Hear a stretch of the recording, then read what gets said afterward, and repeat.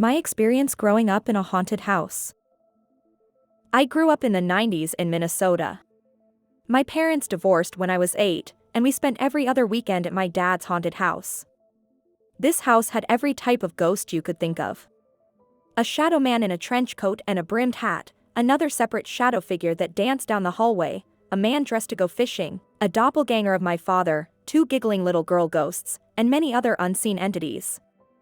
The dishwasher, radios, and lights would turn themselves on and off randomly. Loud banging would be heard on walls and doors. Door handles would jiggle and turn on their own.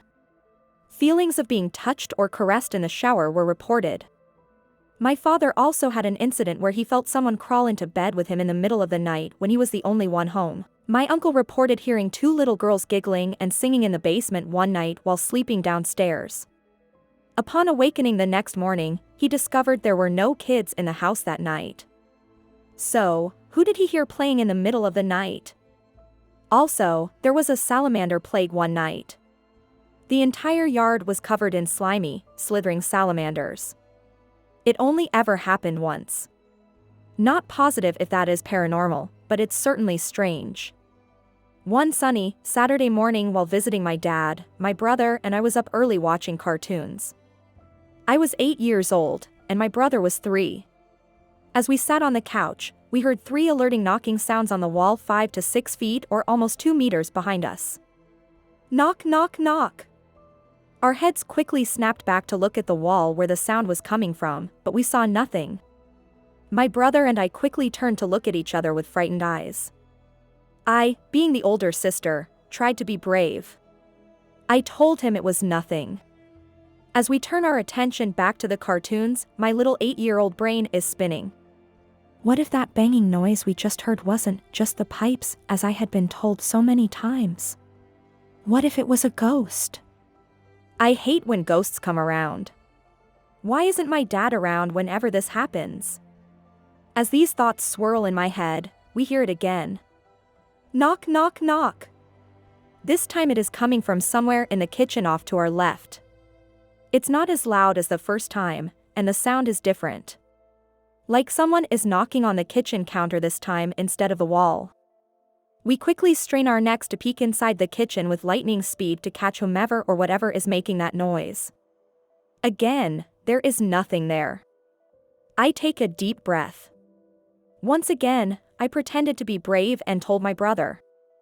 It's nothing. Just ignore it. My heart is thumping in my chest, and there are butterflies in my tummy as the familiar anxiety grows worse with each passing second. I tuck myself up on the couch in a ball, not wanting my legs to dangle off the side. I no longer feel safe. Nothing is to be trusted. Knock, knock, knock. This time the sound is coming from the dining room. I can tell the noise is coming from the wooden dining table this time. I can see the entire table from where I am sitting, and there is nothing on the table that should be making that noise. No one except me and my brother are awake. There is no one in the dining room. There is no logical reason for this knocking noise that is moving around us. Just then I realize the knocking sounds have been moving in a big circle around us. If this invisible entity is to move any closer to us, the next logical place for it to be would be in the living room where me and my brother are currently sitting. The knock would be on the coffee table sitting less than a foot away. No sooner than that thought crossed my mind, it happened again. If you're enjoying today's video about stories of our lives, hit that like button and subscribe to the channel to see more videos like this and more. Now, let's get back to the video. Knock, knock, knock. This time the noise was coming from the coffee table sitting less than 1 foot or 300 centimeters away from us. I instantly flip over the back of my couch in a reverse somersault-like motion and run at superhuman speed to my father's bedroom. In my panic, I completely left my little 3-year-old brother behind to fend for himself. Luckily, he wasn't too far behind. We sneak into our father's room and quietly lay on the floor. Our dad would have been super pissed if we woke him up early on a Saturday morning, even for a ghost. In our commotion, we wake up our 6-year sister who is sleeping on our dad's floor. Us 3 kids always slept on his floor together when we were visiting. We also used the bathroom together. That's how terrified of the ghosts we were. So, we quietly whisper what just happened out in the living room to our sister. As we are telling her this story, something catches our eye. We can see a black shadow under the small space between the bottom of the door and the plush carpet. This black shadow is slowly pacing back and forth in the hallway just on the other side of the bedroom door. Back and forth. Back and forth. Back and forth. Like this shadow is waiting for us. Unfortunately, I don't remember what happened after this point. Somehow the rest of that memory has been lost with time.